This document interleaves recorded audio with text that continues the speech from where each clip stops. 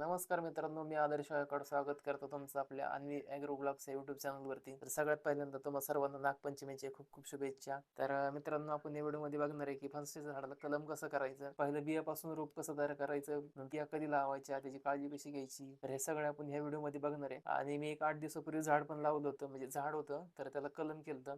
तर ते कलम सक्सेस पण झालेलं आहे, त्याला पानं वगैरे फुटलेली आहेत नंतर वरती. तर आपण हे व्हिडिओमध्ये दाखवणार आहे तुम्हाला. तर चला आपण आता व्हिडिओला सुरुवात करूया की कलम कसं करायचं झाड. तर लेट्स गो. तर मे महिन्यामध्ये बिया हे अशा ग्रो बॅग मध्ये भरून ठेवल्या होत्या. त्यांना नंतर पाणी वगैरे दिलं होतं आणि त्या आपण आपल्याच अशा झाडाच्या सावलीमध्ये ठेवल्या होत्या. त्यानंतर जवळजवळ पावसाळा वगैरे सुरू झाला. त्यानंतर आपल्या बिया चांगल्या उगवल्या, चांगले फुटलेले आहेत. झाड बघा असे चांगलं एवढं मोठं झालेलं आहे. आता हे एक झाड आहे. असे मी 3-4 कुंड्या किंवा ग्रो बॅग मध्ये तयार केलेले आहेत आणि बाकीच्या जमिनीत पण लावले होते डायरेक्ट. तर हे बघा, हे एक झाड आहे, म्हणजे हे ग्रो बॅग आहे. तर त्यामध्ये पण हे 3 झाडं फुटलेली आहेत बियांना चांगली.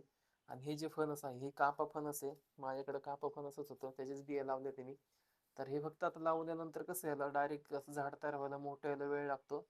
आणि ह्याला फळ यायला पण जवळजवळ 7-8 वर्ष लागतात, म्हणजे वेळ लागतो. तर त्यामुळे आपण ह्या झाडाला काय करणार आहे आता, कलम करणार आहे. आता हे बघा, कुंडीत पण लावलं तुम्ही, चांगलं फुटलेलं. हे तर बी पण दिसत असेल तुम्हाला. हे बघा, हे बी, त्याला चांगले मुळ्या वगैरे फुटलेले आहेत. अशीच मी झाडं जमिनीत पण लावली होती डायरेक्ट. तर ते काढून मी नंतर ते पण असं कुंडीमध्ये वगैरे लावणार आहे. तर आपण ह्या झाडाला आता कलम कसं करायचं ते बघूया. आधी सुरुवात करू आपण आता व्हिडिओला. व्हिडिओ शेवटपर्यंत नक्की बघा, कारण की माहिती सगळी तुम्हाला साधे सिंपल सोप्या भाषेत सांगणार आहे मी. तर आपण कलम कसं घ्यायचं ते पण दाखवणार आहे तुम्हाला. तर तुम्ही आता स्क्रीनवरती झाड बघत असाल, तर त्या झाडाच्या फांद्या बघा अशा लागतात सगळ्या. आणि झाड आपलं केवढं मोठं आहे तुम्ही व्हिडिओमध्ये बघत असाल, ते जवळजवळ एक 6-7 वर्षापूर्वीचं झाड आहे. त्याला गेल्या वर्षीपासून फळं यायला सुरुवात झालेली आहे. आता गेल्या वर्षी त्याला 3 फणसं आलती, ते 3-4 फणसं आलती, पण अशी बऱ्यापैकी थोडीशी मोठी व्हायची, नंतर ती गळून पडायची. आता जी फणसं आहेत पहिल्या स्टार्टिंगला येतात ती अशी लहान लहान असतात, छोटी अशी 1-2 इंचाची वगैरे. नंतर त्या झाडामध्ये एवढी ताकद नसते, तर त्यामुळे ती फळं गळून पडतात.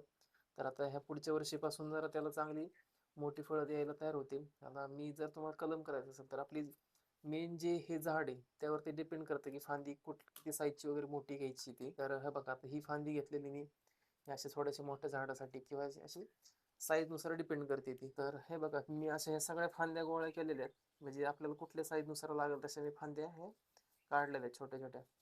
तर तुम्ही झाड बघितलं असं स्क्रीनवरती केवढं झाड आहे. हे बघा, ही फांदी अशी छोटी आहे, ही छोटी असे त्यातल्या आपल्या ह्या फांद्या ह्या झाडाला आता कलम करायचे सगळ्या. तर चला आपण आता कलम करायला सुरुवात करू.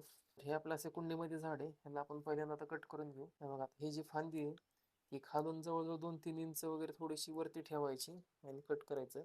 नाहीतर ह्याचं थोडंसं हे कसं जाड असलं पाहिजे, नंतर ते आपलं कलम सक्सेस होणार नाही.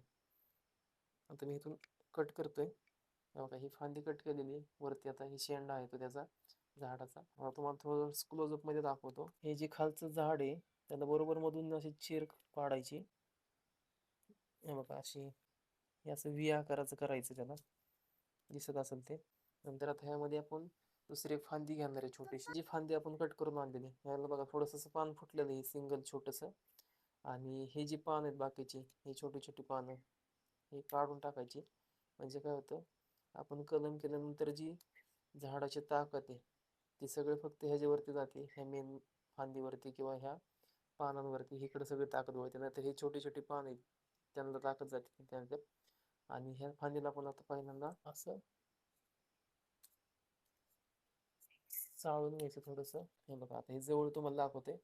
ही जी फांदी असते ना, आपण झाडाची मेन झाडाची फांदी घेतो, त्याच्या आतमध्ये एक ही व्हाईट कलरची लेअर असते, ती ती दिसेपर्यंत साळायची. जास्त एकदम पातळ पण नाही करायचं आणि जास्त एकदम जाड पण नाही ठेवायचं. आणि जी आपली मेन हे जे आहे त्यामध्ये बसलं पाहिजे. तर आता हे जे आहे आपण ते ह्याला असं लावून घ्यायचं इथं. त्याला आता बांधून घेऊ आपण पहिल्यांदा कलमपट्टीने. तर बघा, आता ही माझ्याकडे कलमपट्टी मी ऑनलाईन मागवलेली, किंवा तुम्ही प्लॅस्टिकची पिशवी असते आपलं दुकानातून आणतो ते आपण किराणा मालामधून, साखर वगैरे काय आणतो, तर ते त्या पिशवीची पण असे थोडे छोटे छोटे कात्रीने कट करायचे आणि ती पट्टी पण आपण बांधू शकता.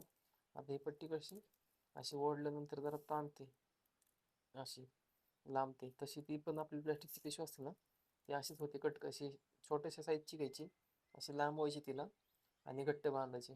तर आपण ते आता पहिल्यांदा बांधून घेऊ झाडाला. चला, हे कलम माहिती आहे बघा, ह्यात ठेवायचं असं. आणि आपली जी कलमपट्टी आहे त्याला असं चांगलं गुंडाळून घ्यायचं.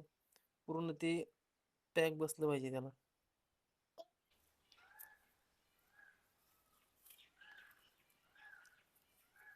हे बघा आता हे आपण कलमपट्टी बांधलेली अशी. ह्याला काय जास्त हवा नाही गेली पाहिजे आतमध्ये आणि पाणी पण नाही गेलं पाहिजे.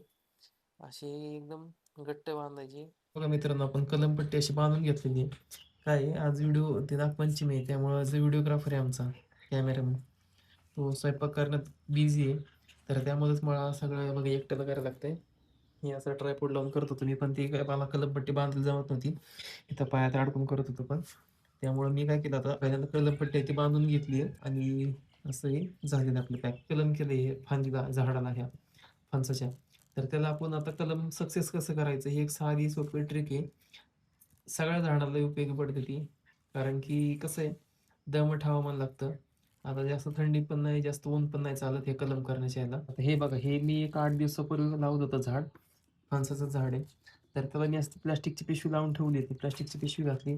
त्याला खालून रबर लावलं म्हणजे पॅक झालं पूर्ण. आतमध्ये हवा पण जात नाही, काही नाही.